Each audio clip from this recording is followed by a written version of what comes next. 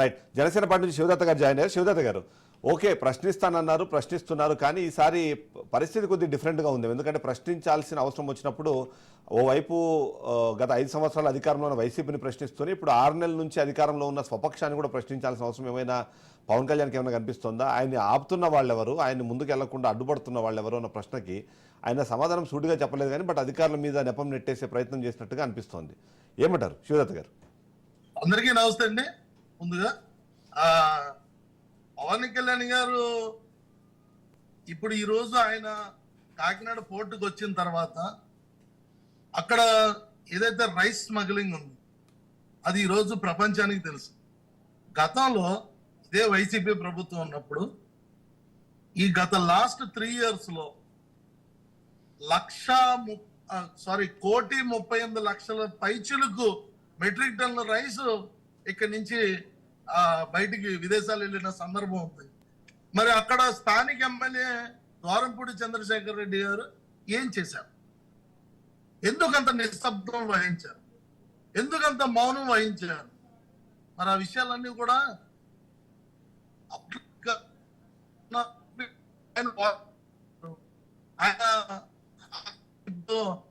రియాలిటీకి జగన్మోహన్ రెడ్డి గారిని అడ్డు పెట్టుకొని 41.1 షేర్ ఎలా ఇచ్చేశారు?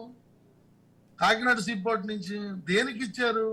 ఇవన్నీ కూడా ఆలోచించాలి. పవన్ కళ్యాణ్ గారు అంటే గతంలో పనిచేసిన ఏదైతే అధికారులు ఉన్నారో, ప్రభుత్వ అధికారులు కానీ, పోర్ట్ అథారిటీని కానీ, కొంతమంది అవినీతికి మరి సహాయపడ్డ వాళ్ళు, తోడ్పడ్డ వాళ్ళు ఉన్నారో వాళ్ళు కూడా ఏ విధంగా వచ్చుకోవాలో తెలియక ఈ విధంగా కళ్యాణ్ గారు వస్తాను అంటే ఏదో రకంగా కారణాలు చెప్పే ప్రయత్నాలు చేశారు. ఆయన వచ్చారు, చూపించారు. ప్రభుత్వంలో ఒకటి గతంలో కూడా మీరు చూస్తే ఆయన మొన్న ఎప్పుడో చంద్రబాబు నాయుడు గారు రాబో 10 సంవత్సరాలు కూడా సీఎం గా ఉండాలి అని అంటే దాని ఉద్దేశం ఇప్పుడు అనుమానం చాలా మందికి ఏంటంటే పేదల బియ్యం తరలిపోతోందన్న బాధ కన్నా ద్వారంపూడి చంద్రశేఖర్ రెడ్డికి సంబంధించి మీరు గతంలో చేసిన ఛాలెంజ్ ని కన్ఫర్మ్ చేసుకోవడానికి, కంప్లీట్ చేసుకోవడానికి సంబంధం ఉందో లేదో అన్న దాని మీద ఇంకా పూర్తి స్థాయిలో ఆధారాలు లేకుండానే మీరు ఇవాళ ఆరోపణలు చేసి తనని ముద్దాయిగా చేసే ప్రయత్నం చేస్తున్నారన్న అనుమానం అయితే ప్రజల్లో ఉంది. ఏమంటారు దానికి? ఎందుకు ఎన్నికల్లో గెలవక ముందే కాకినాడ నడబొడ్డు నుంచి ప్రజలందరూ కూడా అతన్ని ముద్దాయం చేశారు. ఈ రోజు ముద్దాయం చేయడం ఏంటి? He is absolutely part of it. అతను అందులో ఇన్వాల్వ్ అయి ఉన్నాడు. 16 కంపెనీలతో ఈ మాఫియా జరుగుతుంది. సుమారుగా more than 16 కంపెనీస్. అయితే అందులో హైయెస్ట్. అయితే ఏం చేశారంటే మొన్న మాట్లాడుతూ ఒక పర్సన్ పేరు తీసుకున్నారు పవన్ కళ్యాణ్ గారు. ఆయన పేరు ఏం పేరు అంటే షేక్ అహ్మద్ అలీషా. ఆయన ఎవరు ఏంటి అని చెప్పి ఆరా తీయంగానే వెంటనే సోషల్ మీడియాలో ఆయన పెద్ద మాఫియా డాన్ అయినట్టు, లేకపోతే ఈ రైస్ మొత్తాన్ని ఎక్స్పోర్ట్ చేయడంలో ఆయన ఏదో చేస్తున్నారు అన్నట్టుగా సోషల్ మీడియాలో వచ్చి వెంటనే ఆయన ఒక రీజైండర్ రిలీజ్ చేశారు. దాని ప్రకారం నేను నౌకలు మాత్రమే తయారు చేస్తాను, అక్కడ జరిగే బిజినెస్లో నాకు సంబంధం లేదు, ఆయన కేవలం నా పేరు తీసుకున్నారు తప్ప దాంట్లో నేను పార్ట్ అని చెప్పలేదు, కానీ ఇవాళ ఆ పేరు తీసుకోవడం ద్వారా నేను ఇవాళ ముద్దాయిలాగా రాష్ట్రం నిలబడిపోయే పరిస్థితి వచ్చింది అని ఒక మాట మాట్లాడారు. ఆ 16 మందిని అలానే ముద్దాయిలు చేస్తున్నారా మీరు, లేకపోతే దానికి సంబంధించి మీ దగ్గర ఏమన్నా సాలిడ్ ప్రూఫ్లు ఉన్నాయన్నది ఒక ప్రశ్న. సార్, ఇప్పుడు పవన్ కళ్యాణ్ గారు పోర్ట్లోకి ఎంటర్ అవడానికి ముందు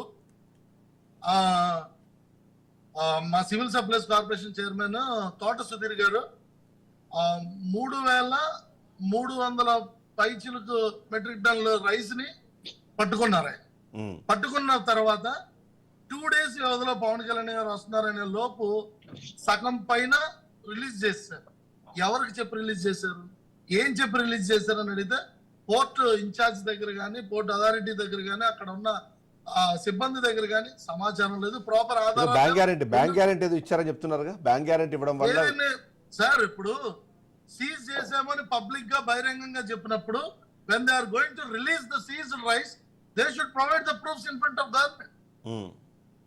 సో అధికారులు మీకు ఈ రోజు వరకు కూడా మీడియా ఇప్పటి వరకు కూడా అక్కడికి ఎంటర్ అయిన దక్కాలు లేవు. లేదంటే మనం కొన్ని విషయాలను యాక్సెప్ట్ చేయాల్సింది అంటే ఎయిర్పోర్ట్ల లోపలికి, పోర్ట్ల లోపలికి నిజంగానే మీడియాను అనుమతించే పరిస్థితి ఉంటే అది డిఫరెంట్ లేదు. అంటే కొన్ని రెస్ట్రిక్షన్స్ ఉంటాయా, రెస్ట్రిక్టెడ్ ఏరియాస్ వాటిలోకి రెస్ట్రిక్షన్ ఉంది. ఇప్పుడు రెస్ట్రిక్షన్ ఉంది, నేను కాదంటలేదు. ఇప్పుడు నాకు కూడా రెస్ట్రిక్షన్ ఉంది, నేను కూడా వెళ్ళలేదు. అవును, యాజ్ ఎ డిప్యూటీ సీఎం ఆయన వెళ్ళగలిగారు, నేను సివిల్ సప్లైస్ డైరెక్టర్ అయినా సరే నేను కిందే ఉన్నాను, అవును నేను బయట ఉన్నాను. ఎందుకనంటే we should respect all protocols. అవును ఇప్పుడు పోర్ట్ లో షిప్ యాజమాన్యం రానివ్వడానికి ఒప్పుకోవట్లేదు, పవన్ కళ్యాణ్ గారు రాకూడదని అన్నాడంట. మరి who is he to question? S S Mastan Rao గారు రాజకీయ విశ్లేషకులు, అలాగే సీనియర్ జర్నలిస్ట్ మనతో పాటు లైవ్ లో జాయిన్ అయ్యారు. ఎస్ సిద్ధార్థ్ గారు, సరే సిద్ధార్థ్ గారు కంటిన్యూ ప్లీజ్. నమస్తే. ఇప్పుడు మీరు ఏదైతే అలీషా పేరు ఆయన పేరు ఎత్తారో అప్పుడు ఆయన ఎలా ఈ క్వశ్చన్ పంపించారని చెప్పి పోస్ట్ చేశారని చెప్పి యాజమాన్యం చెప్తుంది మనకి. ఇప్పుడు అక్కడ ఉన్న అధికార సిబ్బంది కూడా చెప్పడం షిప్ యాజమాన్యం అలో చేయరండి, దానికి కొన్ని రూల్స్ అండ్ రెగ్యులేషన్స్ అని ఉంటాయి అని అన్నప్పుడు ఎలా అవుతుంది? కానీ only related to manufacturing ships or boats.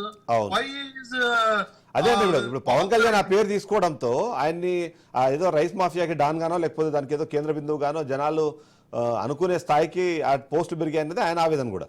Yes ఒకసారి మస్తాన్ రావు గారిని అడుగుదాం. మస్తాన్ రావు గారు సార్, ఇప్పుడు ఒక ఉదాహరణ చెప్తాను సార్. ఒక ఉదాహరణ సింపుల్ గా, ఇప్పుడు మనము బండిలో మందు బాటిల్ పట్టుకెళ్ళకూడదు, మోతాదుకు మించి పట్టుకెళ్తే మనం మందు సీజ్ చేస్తాం, రైట్? అవును. మరి దాంతో పాటు వెహికల్ కూడా సీజ్ చేస్తాం కదా. అవును. అప్పుడు వెహికల్ యాజమాన్యం ఎవడన్నా తర్వాత విషయం, ఆ మందు వెళ్ళడానికి ఆ వెహికల్ ఇచ్చి సపోర్ట్ చేశాడు అన్న నెపం అనేది డిపార్ట్మెంట్ దగ్గర ఉంటుంది కదా. కానీ ఆయన చెప్పేది ఏంటంటే, ఒకవేళ మహీంద్రా వెహికల్లోనో టాటా వెహికల్లోనో మందు తీసుకెళ్తుంటే ఆ టాటా వెహికల్లో మహీంద్రా వెహికల్లో తయారు చేసిన కంపెనీ మీద మీరు కేసు పెట్టారన్నట్టుగా నా మీద ఇప్పుడు మీరు దాన్ని తీసుకొచ్చారు. అలీషా